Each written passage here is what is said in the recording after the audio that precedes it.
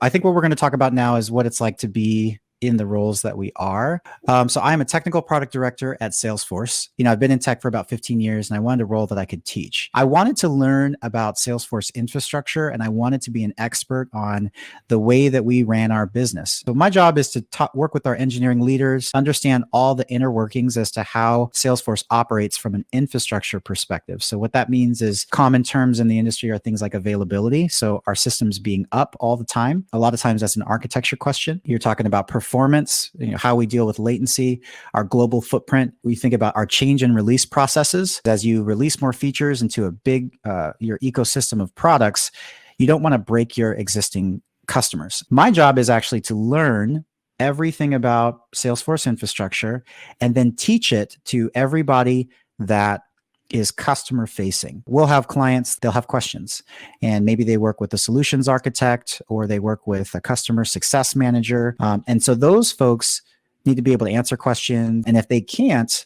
they'll call in somebody like me and talk more to them about, all the things that we're doing at a high level in the company to ensure top performance, top availability. We'll write articles. So I've written blogs.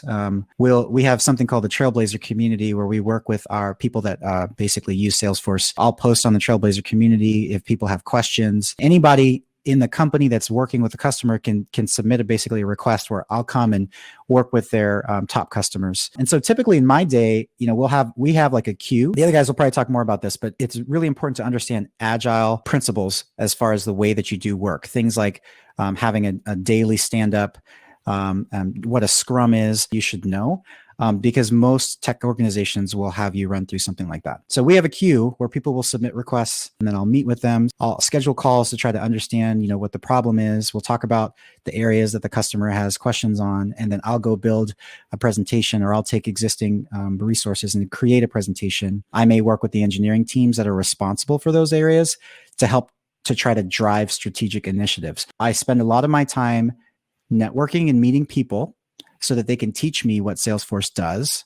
And then I take that information and I try to explain it either in documentation or through meetings or slide presentations so that I can help educate our customer base. What makes me a product director is that I take what's called the voice of the customer. So when I talk to hundreds of customers, I get a really good sense of what customers are saying, what they're complaining about, what they like, what they don't like. And then I can go talk to our engineering leaders and say, this is the problem that I think you guys should solve. And I can help give suggestions as to how they can potentially solve that. I like it because I like to teach and I like to talk to people. I like to take very complex things and make them simple. So that's my current day today. Chad, you want to go? So my day-to-day, I'm in data management now at Salesforce. What I do is something I think probably every major tech company is really pushing hard to do. Every company really needs to have a good understanding of their data maturity, where data is being stored, what data is being stored, how it's being stored. All those details are super important to places now because you don't have to explain and show audits of how you're managing people's data. So I got hired on at Salesforce to manage one of their applications and kind of a suite of products they're trying to build, which is like a smart catalog of data governance, data cataloging, and data discovery. And really the day-to-day of it, you have these tech products, you have engineers building things onto them, working with the business customers to understand what outcome they're trying to get to. I need to govern data in this way. I need to go after this type of data and make it discoverable. And I enable the engineers to understand what they're trying to get to. A lot of it, the agile methodology, every company I've been at does it to different degrees of success or not, right? Like everybody says they're agile. You do stand-ups, you do Scrum, you do your backlog grooming. The team I'm on right now is pretty good. They're pretty dialed in on what makes that valuable versus what's just overhead. How you manage your work is a huge part of your success in the field, in product management at least, right? Like how you're able to manage what outcomes you need, how you document those in whatever way feels comfortable for you and doesn't take a lot of your time, right? A lot of how my day-to-day works is figuring out better ways to capture and record and explain to different teams what we need to build, and then also, help with the execution of making those happen. The cool thing about my job is I actually accepted this position with Salesforce even before we kind of all got locked down with COVID, so I could work remotely, right? So I'm out in Central Oregon in a town called Bend, which is nowhere near anybody's technology office, but I really wanted to be able to to work a job, have an impact, and be remote. You have to plan a little bit better. It's easy to have your home office turn into the kids' playroom if you don't, if you don't plan really well. So you have to set boundaries. You have to treat it like an office day. But once you get in the flow of that, I love it. I think most tech companies are really, really getting into it now. The focus. Boom. All eyes on you.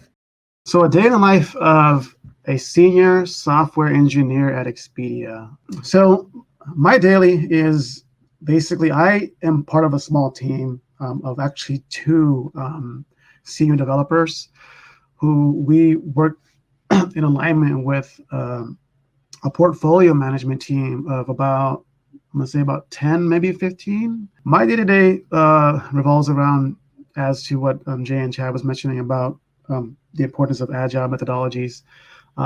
Even though I am part of a small team, I still regularly do like daily stand-ups, scrums to go over the queue that we have, which are like operations requests or feature requests for a multitude of software that we actually manage.